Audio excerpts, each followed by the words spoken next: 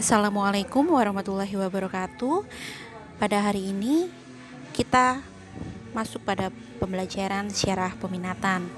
Untuk yang pertama akan ada pengenalan dahulu mengenai materi sejarah peminatan di semester ganjil.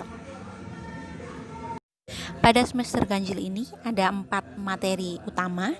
Yang pertama adalah manusia dan sejarah yang terdiri dari 3 KD. Yang KD 3.1 yaitu konsep manusia hidup dalam ruang dan waktu, 3.2 tentang perubahan dan keberlanjutan, dan 3.3 tentang keterkaitan peristiwa masa lalu untuk masa kini.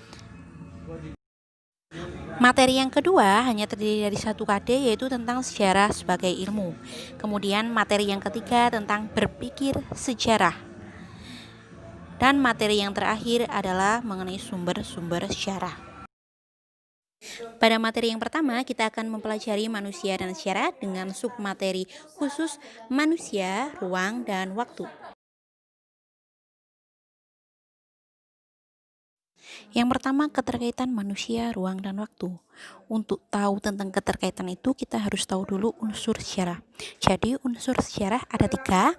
Yang pertama, manusia sebagai pelaku atau aktor sejarah. Yang kedua, unsur ruang atau spasial, yaitu tempat. Kemudian yang ketiga adalah unsur waktu atau temporal, bisa terdiri dari jam, hari, tanggal, bulan, dan tahun. Nah, ketiganya ini saling keterkaitan. Apa yang mengikat ketiganya? Yaitu aktivitas atau kegiatan. Pengertian sejarah. Kemarin kalian sudah membuat silsilah keluarga untuk memahami sejarah kalian sendiri. Nah, selain itu, pengertian sejarah juga bisa mengenai kejadian dan peristiwa yang benar-benar terjadi pada masa lampau dan juga tentang uraian kejadian tersebut. Menurut ilmu Khaldun, sejarah sebagai catatan tentang manusia. Nah, disinilah manusia itu posisinya sangat penting dan juga proses perubahan secara nyata ada sebab dan juga akibatnya. Peranan manusia dalam sejarah. Sejarah tidak lepas dari adanya manusia. Karena apa? Manusia adalah pelaku atau aktor utama penggerak sejarah itu sendiri. Jadi kalau nggak ada manusia juga tidak akan ada sejarah. Konsep waktu. Waktu atau temporal berkaitan dengan kapan peristiwa itu terjadi. Jadi untuk menjawab pertanyaan kapan pasti berkaitan dengan waktu. Waktu juga berkaitan dengan proses. Karena apa? Peristiwa sejarah itu terjadi sejalan dengan waktu. Jadi ada perubahannya. Sehingga waktunya terus berlanjut atau continuity. Waktu juga bersifat linear atau lurus ke depan. Nah, ini merupakan garis waktu.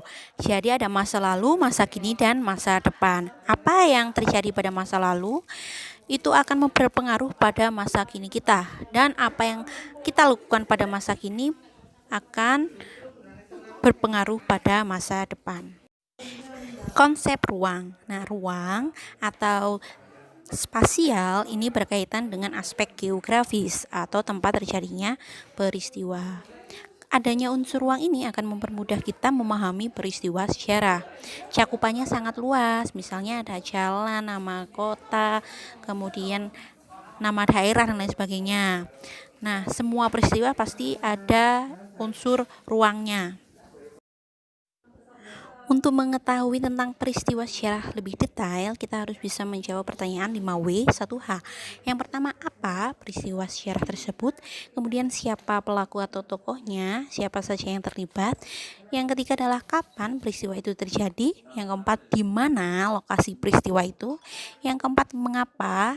Mengapa peristiwa itu terjadi? Bisa jadi sebabnya. Dan yang terakhir, bagaimana atau bagaimana proses kejadiannya. Yang terakhir ini adalah kontrak belajar, tolong dibaca baik-baik dan dipahami. Bagi yang tidak mengerti, silakan bertanya langsung pada saya dan kerjakan resume pembelajaran di form yang telah saya sediakan. Terima kasih. Wassalamualaikum warahmatullahi wabarakatuh.